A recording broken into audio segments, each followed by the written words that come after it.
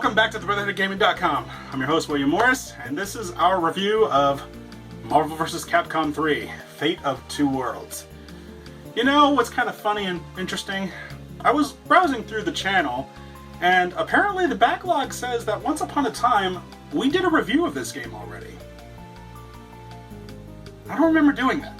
You're watching the Brotherhood of Gaming, and yes, you are. Oh my God! Anyway, what game are we going to review this week? Hey, here's one. You may have heard of it. Marvel vs. Capcom 3. Ever since it was announced last year. No! Stop! Oh my God. No wonder I don't remember it.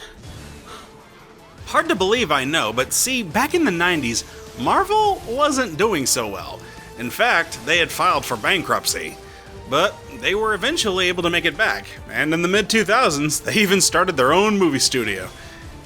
And the rest is pretty much history. Things were looking pretty golden as they teamed up with Capcom once again. Now, as far as Capcom goes, however, this was around the time when things went haywire. Capcom started to make some very questionable decisions. And you know what? We're probably being too nice in just saying that. Well, Resident Evil was in the midst of its Michael Bay phase. We were also in the middle of getting numerous versions of Street Fighter 4. Dante was getting changed into that. And then there is Mega Man. Oh wait, no there isn't. Where is he? Just what in the bluest of blue hells happened during these years? It seemed just like out of freaking nowhere. Capcom had set out to take everything that they had built up for the past 20 years and just destroy it in one glorious explosion. I mean, just all downhill in one hate-inducing fashion catastrophe. Capcom had decided to phase out the Blue Bomber, with multiple games being cancelled, chief among them, of course, Mega Man Legends 3. Yeah, the wound is still fresh. But before that bombshell dropped, we were already getting hints about it when it was revealed that Mega Man was not going to be included in this new version of Marvel vs. Capcom. It was shocking, to say the least. Capcom leaving one of its iconic characters out? Well, like it or not, we just had to roll with it. I mean, we were getting Arthur in his place. And it's not like the Mega Man series was completely unrepresented. Tron Bonne was still there from Marvel vs. Capcom 2, and we got a new edition of Zero from the X series. Why not X? I'll never know. And one of his alternative costumes was blue. I can't even. I can't. Anyway, the hype for this game was still pretty hard to ignore, as throughout 2010, we would get trailer after trailer of new characters being announced, some more awesome than others.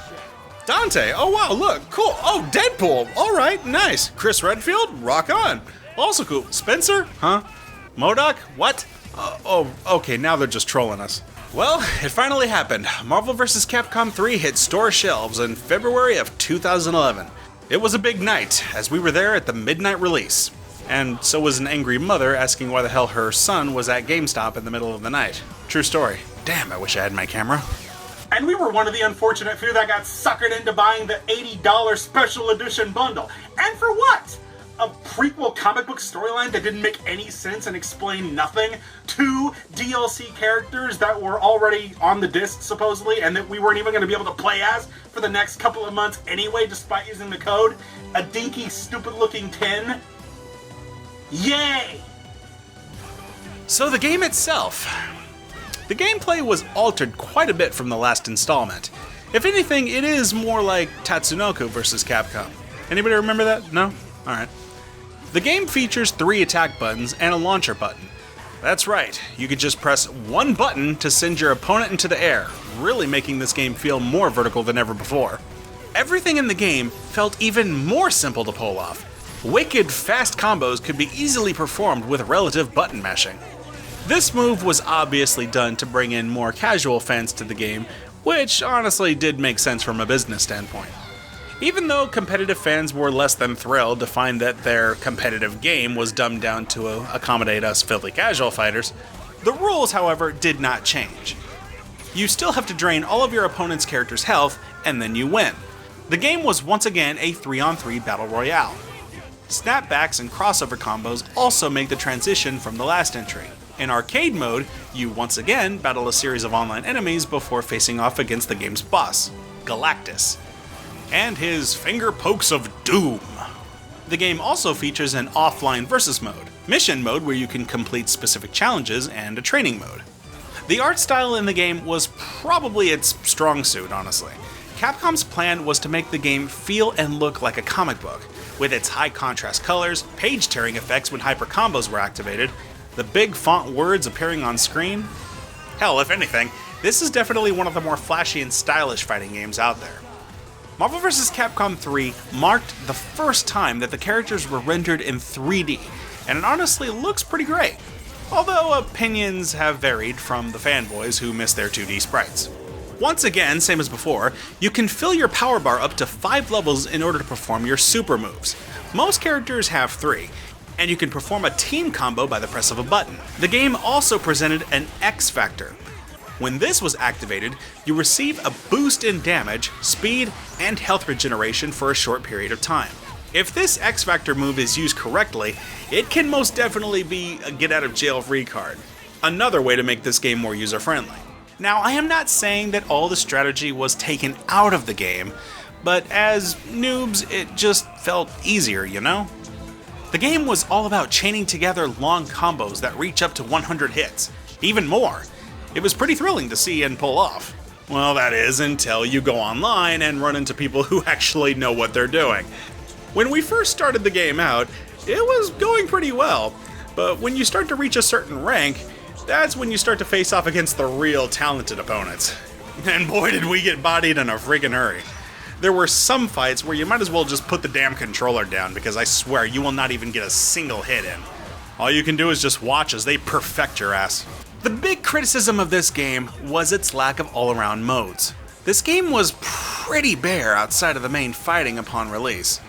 Online didn't have a spectator mode where you could watch some battles, and there were some DLC such as new costumes in these things called Shadow Battles. But several months later, Capcom decided to scrap it, and instead release a new game, Ultimate Marvel vs. Capcom 3. And once this was announced, the rage was on fire.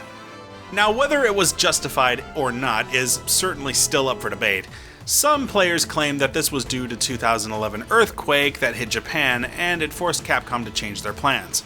Other people claim that it was always Capcom's plan to release an Ultimate version and milk the fans for more money.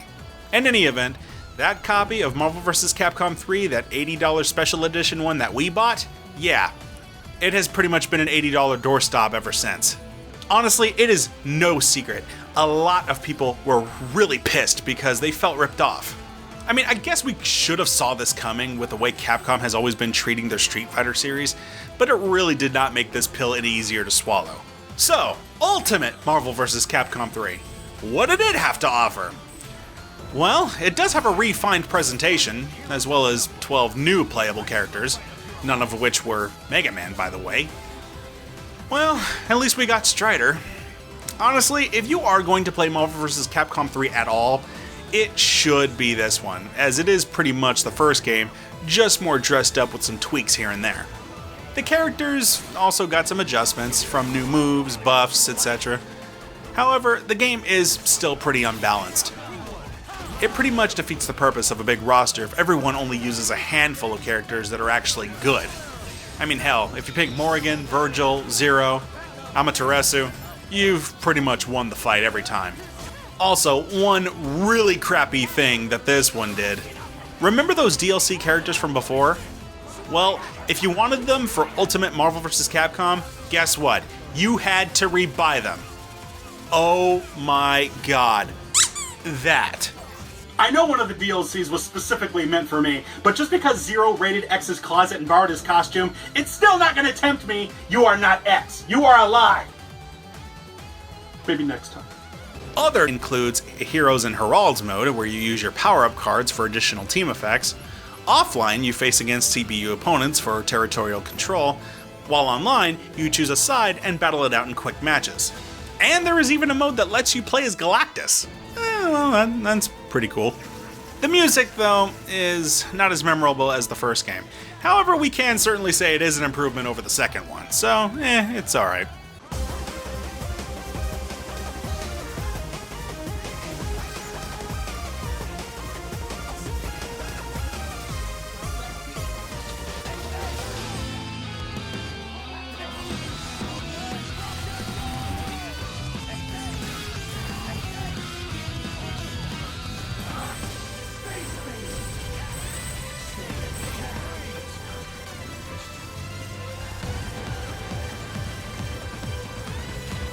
Well, there you guys have it. That's Marvel vs. Capcom 3, Fate of Two Worlds.